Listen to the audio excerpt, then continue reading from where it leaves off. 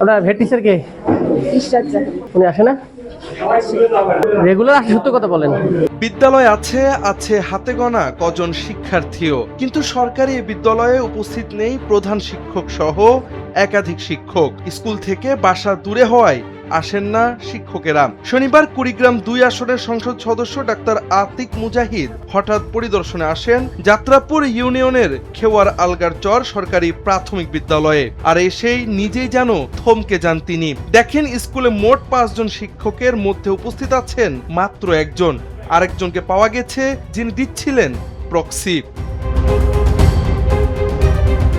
ভিডিওতে দেখা যায় এমপি আতিক মুজাহিদ একটি ক্লাসে ঢুকছেন। সেখানে নীল শার্ট পরা একজন মানুষ আছেন, নাম আতাউর।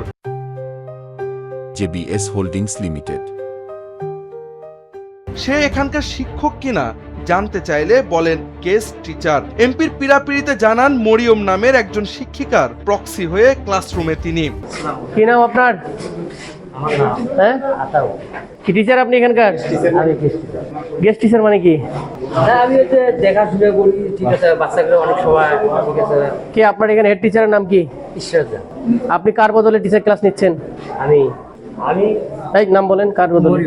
এরপর আরেক ক্লাসে যান এই সাংসদ। সেখানে একজন শিক্ষিকাকে ক্লাস নিতে দেখা যায়। স্কুলে থাকা ৫ জন শিক্ষিকার মধ্যে তিনি শুধু উপস্থিত হয়েছেন। প্রধান শিক্ষিকা ইসরাত জাহানের বাড়ি স্কুল থেকে দূরে, আরো ২ জন শিক্ষকেরও বাড়ি দূরে হওয়ায় সবসময় আসেন না তারা। এরপর এলাকাবাসীর সাথে কথা বলেন আতিক মুজাহিদ। এলাকাবাসীও জানান চরের এই স্কুলের অব্যবস্থাপনা ও দুর্দশার কথা।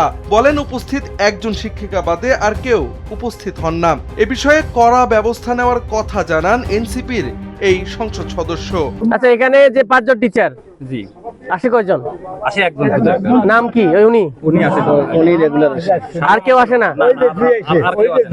ওনার বাসা অরিজিনালি চরে, তো উনি জানে আন্তরিক। এখানে ছিল আগে। হ্যাঁ, আর কেউ আসে না? বাকি ৪ জন টিচার কি বেতন নেয়? উনি রেগুলার আসে। বেতন নেয় মানুষ, জনগণের টাকা, আবার ক্লাস নেয় না।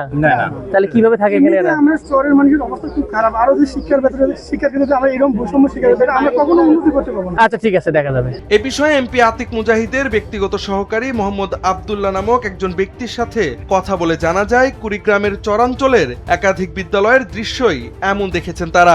শিক্ষক শিক্ষিকাদের বাড়ি দূরে হওয়ায় ঠিকমতো আসেন না ক্লাসে। ফলে এমপি আতিক মুজাহিদ শিক্ষার পরিবেশ সুন্দর করার স্বার্থে স্থানীয় জায়গা থেকে শিক্ষক নিয়োগের বিষয়ে চেষ্টা চালাবেন বলে জানান তিনি।